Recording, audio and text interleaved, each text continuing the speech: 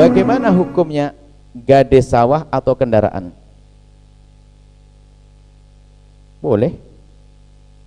Orang menggandekan sawah boleh, menggandekan mobil juga boleh, asalkan caranya benar. Nggak ada riba menggandekan sawah, nggak ada riba menggandekan mobil. Yang menjadi riba adalah cara pembayarannya.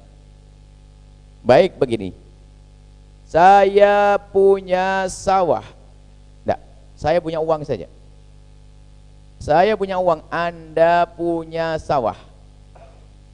Lalu Anda perlu uang, pinjam duit kepada saya, Buya, saya pinjam duit 50 juta. Baik, saya pinjami 5 juta. Jaminannya apa, Pak? Jaminannya adalah sawah. Nah, jaminan namanya gade, rahan. Jadi gadenya adalah sawah. Lah, jaminan ini gunanya untuk apa? Jaminan ini gunanya adalah di saat Anda tidak bisa membayar, maka sawah itu nanti bisa dijual, saya tidak rugi. Saya ambil 50 juta, sisanya saya kembalikan kepada Anda.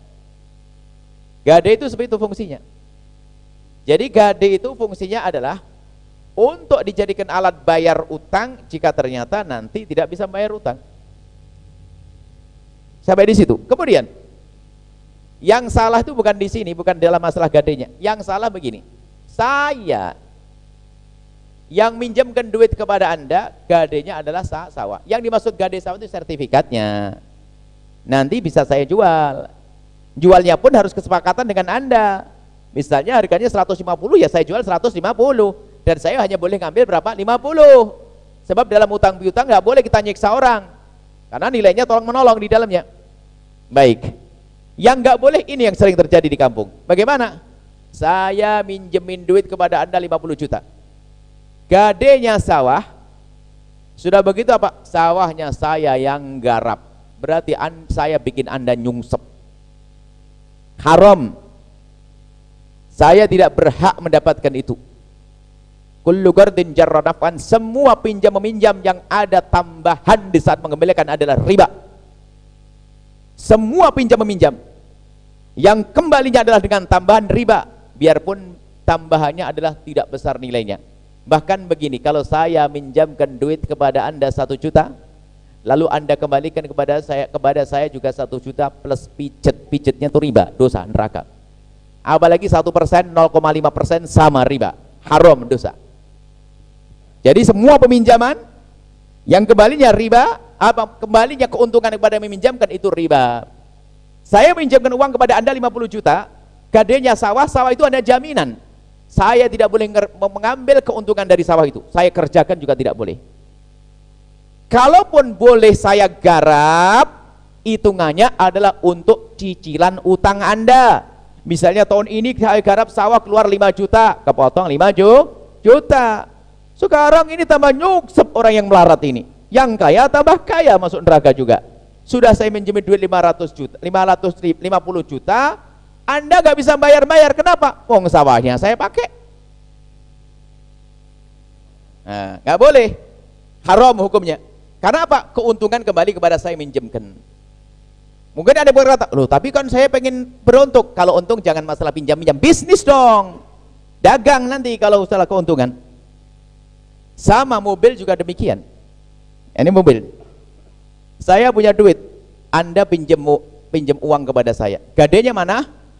Mobil sedan Anda, mobil Kijang Innova. Saya pinjam 50, Anda pinjam 50 juta. Gadenya mana? Mobil. Sertifikatnya saya ambil. Mobilnya diletakkan di Anda boleh.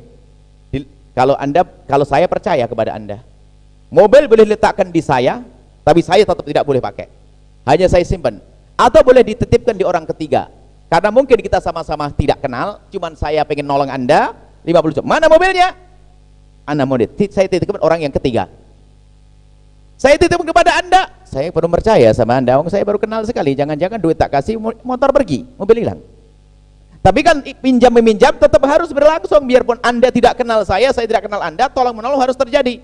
Bagaimana? Jaminannya dititipkan di orang ketiga. Baik. Di saat jaminan pada Anda, misalnya Anda pinjam 50 juta, saya kasih 50 juta. Jaminannya mana? Mobil Innova saya, Bu ya. Baik, mobil Innova. Lalu saya berkata, mobil Innova boleh diletakkan di rumahmu. Lah, baru yang punya mobil boleh pakai dengan catatan. Yang punya mobil boleh pakai dengan catatan satu, atas izin saya. Yang kedua, nilainya nggak bakal berkurang gara-gara dipakai. Atas izin saya. Tapi saya minjemin duit nggak boleh. Mobilnya sini, saya pakai rang-reng. Nggak boleh, haram saya menggunakan mobil Anda. Kenapa? Saya yang minjemi. Kenapa? Saya naik mobil Anda itu ada nilainya. Kalau disewakan sehari berapa? Coba, ayo. Ini hati-hati. Ini kebanyakan di kampung-kampung masalah menggantikan sawah, orang melarat tambah nyungsep karena sawahnya digarap sama si kaya yang minjemin duit. Wah, ini neraka. Perlu dibenahi. Ini banyak. Kita pernah dapat pertanyaan itu bukan dari Jawa, tapi dari Sumatera sana. Semoga di Jawa tidak ada. Cuma tak tahunya suatu ketika saya bilang, oh di Jawa banyak juga. Innalillahi wa inna rajiun. Nah, ini musibah. Perlu kita kesadaran dalam hal tolong menolong. Hidup ini bukan untuk peras memeras. Hidup ini dalam irama tolong menolong. Baik, ingat, kalau Anda memang pengen menggarap sawah tersebut, akadnya sewa. Ya, akadnya sewa. Saya yang minjemin duit kepada Anda, ini saya sempurnakan karena banyak kejadian nih. Saya minjemin duit kepada Anda 50 juta. Jaminannya adalah sawah. Cuman Anda memang juga nggak bisa garap. Lalu sawah saya garap, saya akad sewa menyewa. Per tahun saya sewa berapa? Oke, sah. Saya nyewa, berarti sewanya ada hitungannya. Tapi kalau cuma-cuma saya memakai, namanya saya memaksa Anda. Tapi yang penting kan rela. Gimana Anda rela kalau Anda ngasih, tidak saya kasih duit 50 juta kok. Fotonya rela-rela, sebetulnya nggak rela, ya ngenes saja dia. Hati-hati masalah halal haram ini. Mungkin ini yang ditanyakan tadi, cuman dia tidak bertanya. Kalau gade adalah sah, gade adalah boleh-boleh saja, akan tapi cara bayarannya itu yang perlu diperhatikan. Wallahu a'lam bishawab.